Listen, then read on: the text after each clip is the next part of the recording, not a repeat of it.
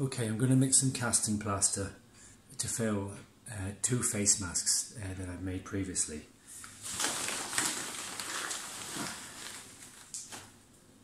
A small amount of water. Follow the instructions on the bag. Just put it in gently so you're not forcing too much air into the mix.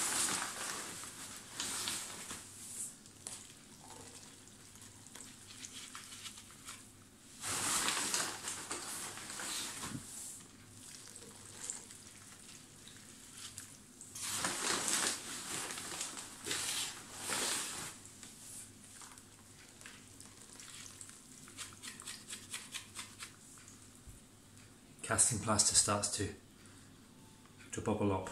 That's a good sign. And just let it rest for a few minutes until it soaks some of the water up.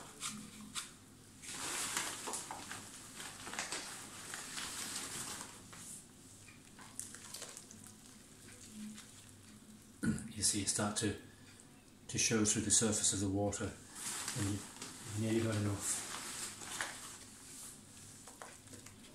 Like so. So you have a couple of minutes to let that soak.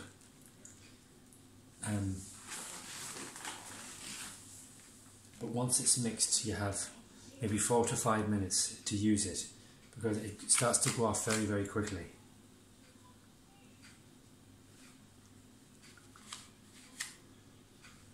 Okay, now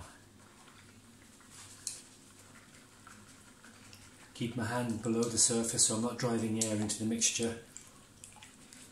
Just shake it around and break up any lumps that might be in it. If it feels a bit too watery at this point, it's still easy to add another bit.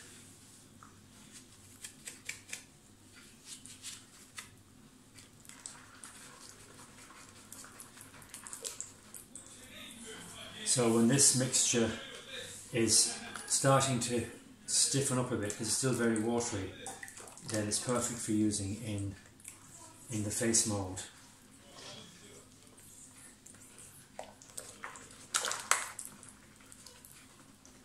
Just making sure that there's no lumps in it, because they could affect the final cast.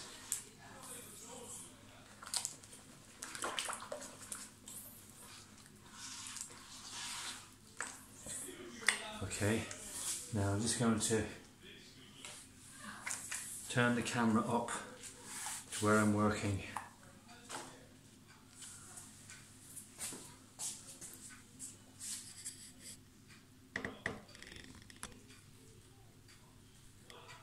So there's the 2 face masks. This is the one that I made in the other video, and this is a previous one of the same person. That was taken a few months ago.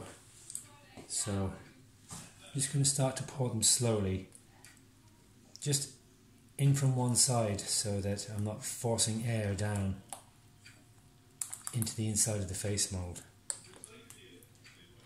If you pour from one side,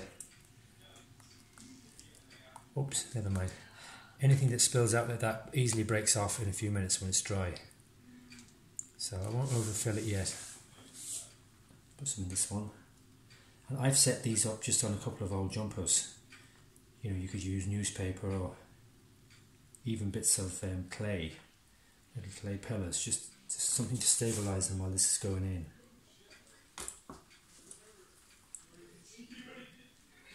And that will start to go off very, very quickly. I'll just tap them a little bit. I don't mind stuff leaking out really, it's fine.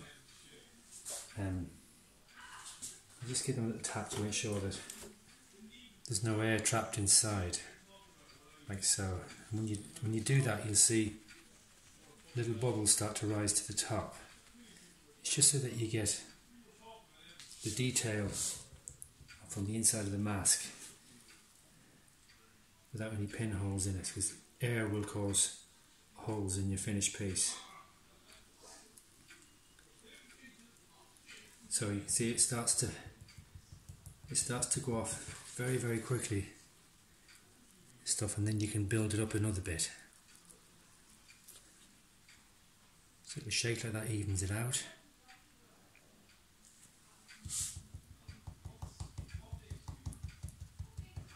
Again, I don't mind it spilling out, I can break that off afterwards.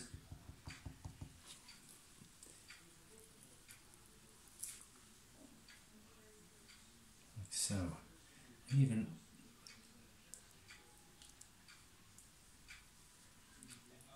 when it's wet, it's easy to get it to flatten out and shake like that. And we're not too concerned with the back of it anyway. It's the inside face, the negative space where all the detail of the face is. I'm just basically adding some of this to give it a bit of bulk and a bit of strength.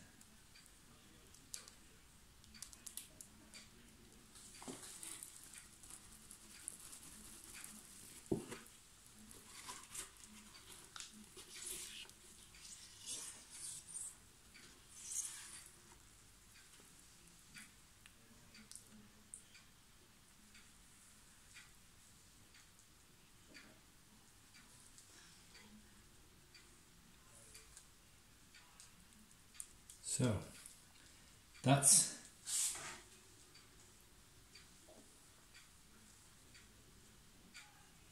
basically it. So tomorrow, when they've hardened up, it's then simply just a matter of tearing the bandage off the front of these, and then you've gone from negative space in the mask, negative detail, back to positive again, so the plaster cast will bear the image of the person.